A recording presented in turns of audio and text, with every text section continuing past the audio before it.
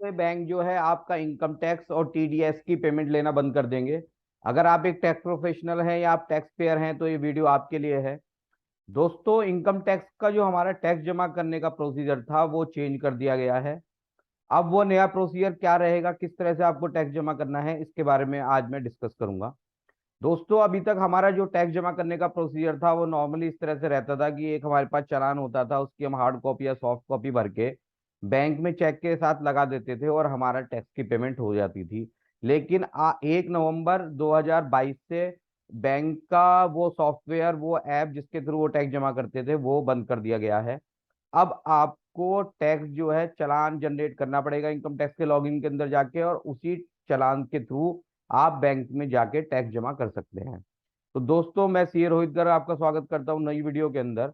और आज हम डिस्कस करेंगे कि अब हम किस तरह से इनकम टैक्स जमा कर पाएंगे।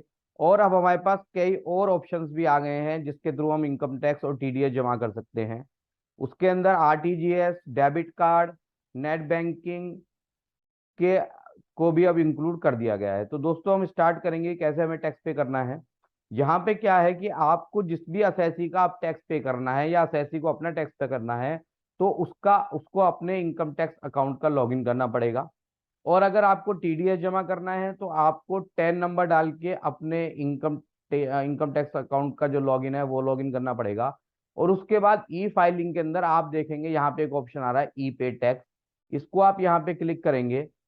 यहाँ पे आपको पेमेंट हिस्ट्री के अंदर आप अपने पुराने चालान भी देख सकते हैं, और यहाँ पे अभी हमें टैक्स पे करने के लिए जनरेट चालान के ऊपर जाना पड़ेगा। जनरेट चालान के ऊपर जब जाएंगे तो यहीं पे एक ऑप्शन आ रहा है न्यू पेमेंट का। और न्यू पेमेंट के ऊपर जाकर जितने भी डिफरेंट टाइप ऑफ पेमेंट्स हैं टैक्स के, वो यहाँ पे शो होने लगेंगे। देखिए, यहाँ पे जो पहला ऑप्शन है वो टैक्स पे करने का है, जो हम अपने आप सेल्फ असेसमेंट टैक्स पे करते हैं। उसके बाद अगर आपके पास कोई डिमांड आ गई है तो उसको किस तरह से पे करना है। अगर कोई फ्रिंज बेनिफिट टैक्स की कोई पुरानी डिमांड है, इंटरेस्ट है, या आपको प्रॉपर्टी का टैक्स जमा करना है, तो उसका ऑप्शन भी यहाँ पे ही अब खुल गया है।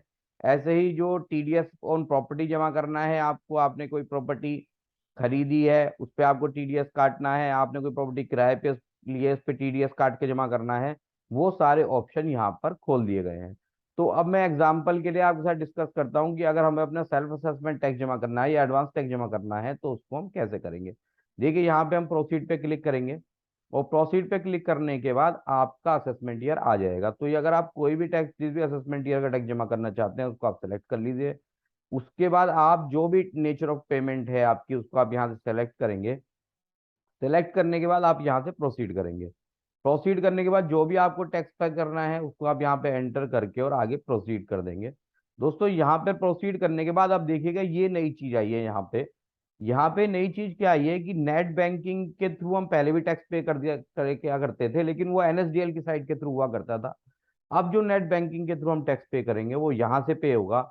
और आपके पास इन बैंकों की नेट बैंकिंग होनी चाहिए, यानी कि ये जो है लगभग 11 बैंक है, इन्हीं की नेट बैंकिंग के थ्रू आप टैक्स पे कर सकते हैं।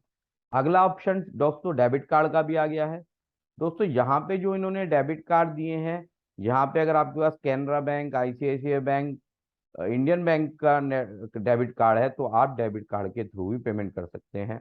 अगला ऑप्शन जो आता है, जो हम काफी लोग यूज करते हैं, कि हम चेक के थ्रू टैक्स पे करना चाहते हैं, तो आप यहाँ पे कैश के थ्रू अगर आप टैक्स पे करना चाहते हैं तो केवल 10,000 रुपये तक का होगा। तो जैसे मैंने आपने देखा कि मैंने 10,000 रुपये यहाँ पे सेलेक्ट किए हैं, तो 10,000 रुपये तक का कैश पेमेंट भी हो सकता है। और आपको यहाँ पे कैश सिलेक्ट करके आपको इनमें से जो बैंक दिए हुए हैं वो सिलेक्ट करने हैं, यानी कि इन्हीं बैंकों के काउंटर पे जाकर आप कैश की पेमेंट कर सकते हैं।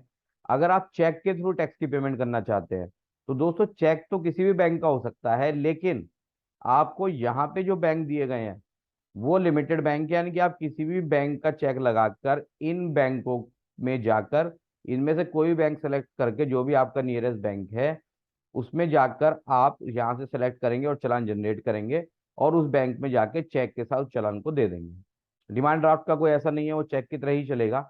एक जो यहाँ पे सबसे मोस्ट इंपोर्टेंट ऑप्शन आया है वो आया है आरटीजीएस का। अब आरटीजीएस के अंदर हम देखते हैं तो ऑप्शन क्या ऑप्शन रहेगा। जैसे ही हम आरटीजीएस के लिए यहाँ पे कंटिन्यू करेंगे, तो आरटीजीएस के लिए कंटिन्यू करते ही आप देखिए यहाँ पे एक मैंडेट फॉर्म डाउनलोड हो जाएगा। ये जो मैंडेट फॉर्म है इसको मैं खोल के दिखा रहा हूँ दोस्तों। ये जो देखिए आपका ये फॉर्म आ गया, यहाँ पे मैं आपको दिखाता हूँ कि ये फॉर्म किस तरीके से दिखाई देगा। और यहाँ पे हमें क्या क्या है। देखिए दोस्तों, सबसे पहले इस फॉर्म के अंदर आपको आपका पैन नंबर दिखाई देगा। आपने जो असेसमेंट से सिलेक्ट किया है, जो नेचर ऑफ पेमेंट सिलेक्ट किया है, वो दिखाई देगा।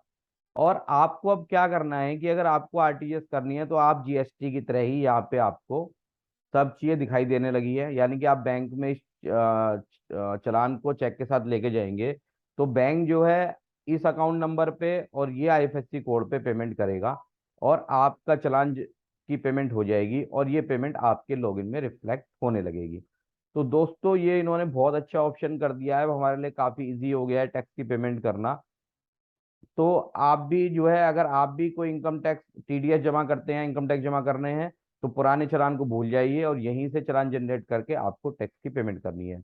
दोस्तों अगर आपको भी ऐसी interesting video, knowledgeable video time to time चाहिए, अपडेट चाहिए, तो आप हमारे चैनल को सब्सक्राइब कीजिए। Thank you.